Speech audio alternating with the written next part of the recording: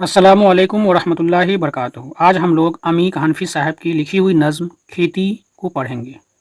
खेती। वक्त की खेती हम, वक्त बोता है, उगाता पालता है और बढ़ने के मौके भी हमें देता है वक्त। सब्ज को ज़र्रें बनाने की इजाज़त मरहमत करता है और नाचने देता है बाद शौक़ की मौजू के साथ। झूमने देता है सूरज की किरण की हमदमी में, चांदनी पीकर हमें बदमस्त होता पा के खुश होता है वक्त। हाँ मगर अंजाम कार काट लेता है हमें, हम बिल आखिर उसके लुक में, हम बिल आखिर उसकी फसल।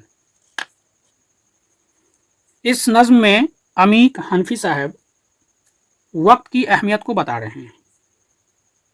इस नज़्म का जो मरकज़ी ख्याल है वो वक्त है।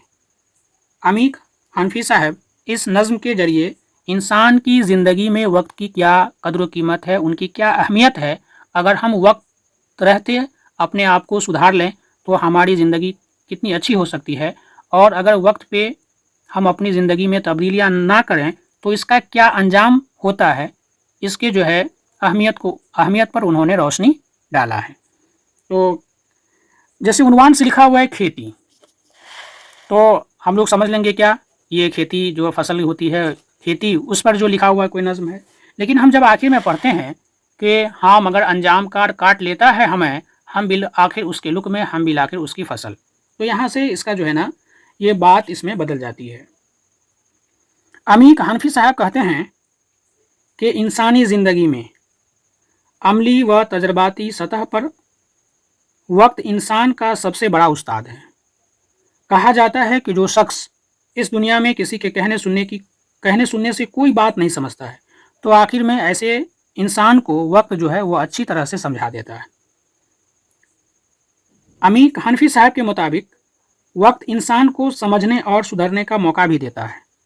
ऐसा नहीं है कि वक्त अचानक किसी इंसान को दबोच लेता है। शायर कहते हैं कि हमारी कुव्वत व हैसियत, शब रोज़, मोहब्बत व नफ़रत वगैरह वक्त के लुक में हैं, और यही वक्त हमारी ज़िंदगी के हुदूद भी हैं। तो इस नज़्म में यही साबित किया गया है कि वक्त हमें मौका देता है और फिर खुश भी होता है। वक्त के हाथों में ही इंसान के मुकद्दर का फ़ैसला होता है, एक ऐसा फ़ैसला जिसका नतीजा हमेशा जो है ना कराए फ़ना की शक्ल में ही ज़ाहिर होता है।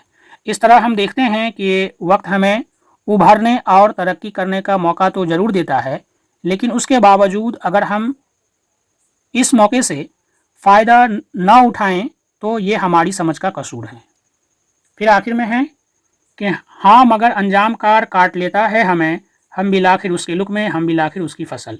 इस बंद में अमीक हनफी साहब ने वक्त के किरदार में खुदा की रब्बानी और कहारी की ताकतों को मुख्तलिफ शक्लों में उभारा है। एक तरफ तो यही वक्त है जो इंसानों को एक ख़ास मरहले तक परवान चढ़ने का मौका देता है, फिर यही वक्त जो इंसानों को मौत के हवाले भी कर देता है। गोया कि हम तमाम इंसान जो है वक्त की खेती हैं। फसल तैयार हो जाए तो फितरत का तकाजा ये है कि इसको काट लिया जाए। इसी तरह इंसानों को भी फसल की हैसियत में वक्त का लुकमा बनना पड़ता है।